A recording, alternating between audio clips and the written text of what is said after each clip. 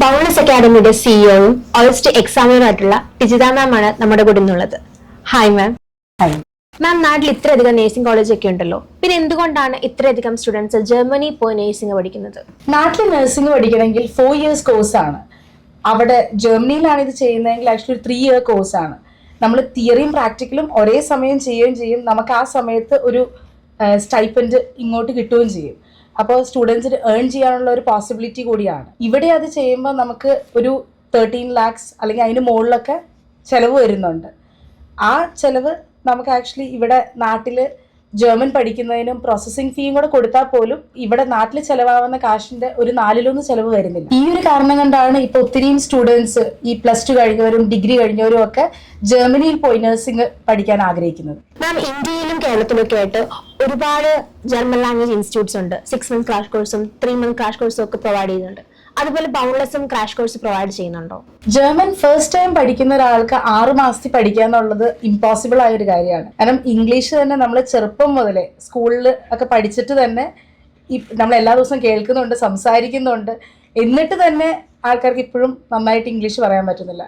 അപ്പോൾ ജർമ്മൻ പെട്ടെന്ന് പഠിച്ചെടുത്ത് ആ ഒരു ലെവൽ, അല്ലെങ്കിൽ നമ്മൾ ഇന്ന് മലയാളം സംസാരിക്കുന്ന പോലെ ജർമ്മൻ പറയണം എന്ന് പറയുമ്പോൾ ഇമ്പോസിബിൾ ആയ ഒരു കാര്യമാണ്.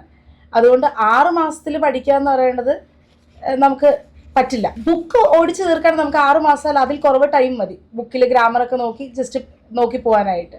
പക്ഷെ നമുക്കതൊരു ഡെയിലി ലൈഫിലേക്ക് ഇൻവോൾവ് ചെയ്ത് നമ്മളിപ്പോൾ അവിടെ പോയി ഹൗസ് ബിൽഡിങ് ചെയ്യണം, അല്ലെങ്കിൽ അവിടെ പോയി ജോലി ചെയ്യണം എങ്കിൽ B2 ലെവലിന് ഉള്ള ജർമ്മൻ പഠിക്കാനായിട്ട് അതിന് ടൈം എടുത്തേ പറ്റൂ.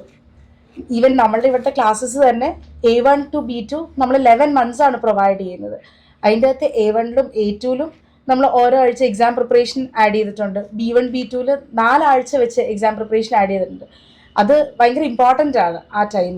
കാരണം ആ എക്സാം പ്രിപ്പറേഷൻ്റെ ടൈമിലായിരിക്കും അവർ ഏറ്റവും കൂടുതൽ സംസാരിക്കുകയും എഴുതുകയും ഒക്കെ ചെയ്യുന്നത്. നമ്മൾ ഈ ജർമ്മൻ പഠിക്കുക എന്ന് പറയുന്നത് ഒരു ജസ്റ്റ് ക്ലാസ്സിൽ വന്നു, അറ്റൻഡ് ചെയ്തു, വീട്ടിൽ പോയി അങ്ങനെ തീരുന്ന ഒരു സാധനമല്ല. ഇതൊരു 8 hour ജോബാണ്. അതായത് നമ്മൾ രാവിലെ തൊട്ട് രാത്രി വരെയും ഇതിനു വേണ്ടി സ്പെൻഡ് ചെയ്ത് എപ്പോഴും നമ്മൾ ഇതിൽ തന്നെ വർക്ക് ചെയ്താൽ മാത്രമാണ് നമുക്ക് ആക്ച്വലി പെട്ടെന്നൊരു നിങ്ങൾ പറയുന്ന ഒരു റിസൾട്ട് ഉണ്ടാവുള്ളൂ. അപ്പോൾ നമ്മളൊരു ക്രാഷ് കോഴ്സ് അങ്ങനെ പ്രൊവൈഡ് ചെയ്തുകൊണ്ട് സ്റ്റുഡൻസിന് പ്രോഫിറ്റ് ചെയ്യാൻ പറ്റില്ല എന്നാണ് എനിക്ക് തോന്നുന്നത്. Ma'am, German B2 level exams crack ചെയ്യാനായിട്ട് ഒരുപാട് ടഫ് ആണെന്ന് പറഞ്ഞു കേട്ടിട്ടുണ്ട്. ഒരുപാട് സ്റ്റുഡൻസ് ഫസ്റ്റ് അറ്റംപ്റ്റ് തന്നെ അത് ക്രാക്ക് ചെയ്യാൻ പറ്റാതെ പിന്നെ റിപ്പീറ്റ് ചെയ്യുന്നവരുണ്ട്. അതിന്റെ റീസൺ എന്താണ് മാം? എല്ലാ ലെവലും ഈസിയാണ് നമ്മൾ ബേസ് മുതൽ നന്നായിട്ട് പഠിച്ചു പോവുകയാണെങ്കിൽ. ഞങ്ങളൊരു എക്സാം സെൻറ്റർ ആയതുകൊണ്ട് തന്നെ ഞാൻ എൻ്റെ സ്റ്റുഡൻസിൻ്റെ അടുത്ത് ആക്ച്വലി എപ്പോഴും പറയാറുണ്ട് അവർ A1 മുതൽ എക്സാം എഴുതി പോകണം എന്ന്. കാരണം ഓരോ ലെവൽ പഠിച്ച് അതിൻ്റെ ബേസ് ക്ലിയർ ആയി പോയാൽ മാത്രമാണ് അവർക്ക് അടുത്ത ലെവലിൽ ആ ബേസ് കൊണ്ട് മൂവ് ഓൺ ചെയ്യാൻ പറ്റുള്ളൂ.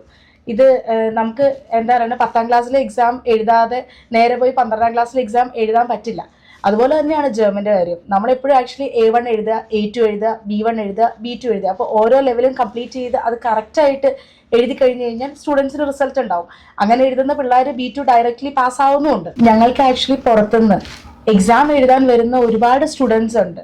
ഈ സ്റ്റുഡൻസിലൊക്കെ ഞാൻ ശ്രദ്ധിച്ചേക്കുന്ന ഒരു കാര്യം എന്ന് പറഞ്ഞു കഴിഞ്ഞാൽ ഇവരുടെ ലെവല് ഈ B2 എക്സാം എഴുതാൻ വരുമ്പോൾ അവർക്ക് A2-ൻ്റെ ലെവലേ ചിലപ്പോൾ ഉണ്ടാവുള്ളൂ. അവർ ആദ്യമായിട്ട് പരീക്ഷ എഴുതുന്നത് നേരിട്ട് B2 എക്സാം ആയിരിക്കും. അങ്ങനെയുള്ള ഒരു കാൻഡിഡേറ്റിന് B2 എക്സാം ക്രാക്ക് ചെയ്യാൻ വളരെ ബുദ്ധിമുട്ടായിരിക്കും. കാരണം അവർ A2 ലെവലിൽ തന്നെ ആയിരിക്കും നിൽക്കുന്നത്. അവർ നേരത്തെ B1-ഓ അല്ലെങ്കിൽ A2-ഓ A1-ഓ എഴുതിയിട്ടുണ്ടാവില്ല. അവർക്ക് ആ ലെവലിൽ നിന്ന് B2-ലേക്ക് മൂവ് ചെയ്യാനായിട്ട് ബാക്കി എന്തോരം പഠിക്കണം എന്ന് അറിയത്തില്ല. പിന്നെയുള്ള ഇതിൻ്റെ ഒരു വലിയ ഫാക്ടർ എന്ന് പറഞ്ഞിട്ടുണ്ടെങ്കിൽ നമ്മളുടെ ഫാക്കൽറ്റിയാണ്. ഞാനിവിടെ ഹയർ ചെയ്തേക്കുന്ന എല്ലാ ഫാക്കൽറ്റിയും C1 C2 ആയ ടീച്ചേഴ്സ് മാത്രമാണ്. ആൻഡ് ഈ C1 C2 ടീച്ചേഴ്സ് പഠിപ്പിക്കുമ്പോൾ ആ ലെവല് അവർക്ക് സ്റ്റുഡൻസിലേക്കും ആക്ച്വലി കൈമാറാൻ പറ്റും. അവർ പഠിച്ചേക്കുന്ന അവർക്ക് ഉള്ള അണ്ടർസ്റ്റാൻഡിങ് ഓഫ് ഗ്രാമർ സ്റ്റുഡൻസിന് പറഞ്ഞു കൊടുക്കാൻ പറ്റും. അവരുടെ പ്രൊനൗൺസിയേഷനും അതുപോലെ തന്നെ കറക്റ്റായിട്ട് സ്റ്റുഡൻസിന് പറഞ്ഞു കൊടുക്കാൻ ഈ ടീച്ചേഴ്സിന് പറ്റും. ഈ കാരണം കൊണ്ടാണ് എനിക്ക് തോന്നുന്ന ഒരുപാട് പേര് B2 ഫെയിൽ ആവുന്നത്. എൻ്റെ ഒരു സജഷൻ എന്ന് പറഞ്ഞിട്ടുണ്ടെങ്കിൽ എല്ലാ സ്റ്റുഡൻസും ആക്ച്വലി A1 തുടങ്ങി B2 വരെയുള്ള പരീക്ഷയെങ്കിലും അറ്റംപ്റ്റ് ചെയ്ത് പോവുക എന്നുള്ളതാണ്. അതിൻ്റെ നമ്മളെപ്പോഴും വിചാരിക്കും ആക്ച്വലി ഞാൻ നേരെ പോയി B2 എഴുതി കഴിഞ്ഞ് കഴിഞ്ഞാൽ അവിടെ എനിക്ക് കാശ് സേവ് ചെയ്യാമല്ലോ, B2-ൻ്റെ സർട്ടിഫിക്കറ്റ് മാത്രം മതിയല്ലോ എന്ന്. പക്ഷെ അങ്ങനെയല്ല. നമ്മൾ ആക്ച്വലി A1 പഠിച്ച് A1 സർട്ടിഫിക്കറ്റ് എടുക്കുമ്പോൾ തന്നെ നമുക്ക് അവിടെ ഒരു കോൺഫിഡൻസ് ആണ് കിട്ടുന്നത്. ഒന്ന്, നമ്മൾ സ്പീക്കിംഗ് ചെയ്ത് പഠിക്കുന്നു, എക്സാമിനേഴ്സിൻ്റെ ഫ്രണ്ടിലും ഒരു പ്രാവശ്യം അപ്പിയർ ചെയ്യുന്നു, എങ്ങനെയാണ് എക്സാം എന്നുള്ള ആ എക്സാമിൻ്റെതായ ഫിയറും കാര്യങ്ങളുമാണ് നമുക്ക് അവിടെ മാറുന്നത്. അപ്പോൾ എല്ലാ ലെവലും എക്സാം എഴുതി പോവുക എന്നുള്ളതാണ് ഞാൻ സജസ്റ്റ് ചെയ്യുന്ന ഒരു കാര്യം. ഇനി നമ്മൾ ഇപ്പോൾ കാശിൻ്റെ ഇതിൽ നമ്മൾ ചിന്തിക്കും, ഓക്കെ നമുക്ക് അവിടെ മണി സേവ് ചെയ്യാം, നേരെ പോയി B2 എഴുതിയാൽ അവിടെ ഒത്തിരി കാശ് ലാഭം ഉണ്ടല്ലോ എന്ന്. അങ്ങനെയല്ല ആക്ച്വലി. കാരണം B2 ഒരു 7 പ്രാവശ്യം എഴുതുന്ന കാശാവില്ല നമ്മൾ എല്ലാ ലെവലും എഴുതി പോയാൽ പോയി. അതുപോലെ എല്ലാവരും നോക്കുന്ന ഒരു കാര്യം, ഓഫേഴ്സ് ഉണ്ടോ, അല്ലെങ്കിൽ നമ്മുടെ വീടിൻ്റെ അടുത്താണോ, ഇങ്ങനെയുള്ള കാര്യങ്ങളാണ് ആൾക്കാർ കൂടുതലും നോക്കുക. പക്ഷെ അവിടെ നമ്മൾ നോക്കേണ്ടത് ആക്ച്വലി നമ്മളെ പഠിപ്പിക്കുന്ന ടീച്ചേഴ്സ് ആരാണ് എന്നുള്ളതാണ്. കാരണം നമ്മൾ ഈ പഠിക്കാൻ വരുമ്പോൾ നമുക്ക് A1 എന്താ A2 എന്താ എന്നുള്ള ഒരു ഐഡിയ ഇല്ലാതെയാണ് മിക്ക ആൾക്കാരും വരുന്നത്. അപ്പം നമ്മളെ പഠിപ്പിക്കുന്നവർ ആക്ച്വലി നമ്മൾ പഠിക്കാൻ ഉദ്ദേശിക്കുന്ന ലെവലിലും മേളിലുള്ളവരായിരിക്കണം. അതുകൊണ്ട് തന്നെയാണ് ഇവിടെ ബൗണ്ട്ലെസ്സിൽ ഞാൻ ആക്ച്വലി ഹയർ ചെയ്യുന്ന എല്ലാ ടീച്ചേഴ്സും C1 അല്ലെങ്കിൽ C2 ക്വാളിറ്റി ഉള്ള ടീച്ചേഴ്സ് ആയിരിക്കും. അപ്പം അവർക്ക് ആ ഡെപ്തിൽ ഈ സ്റ്റുഡൻസിന് പറഞ്ഞു കൊടുക്കാനും സാധിക്കും.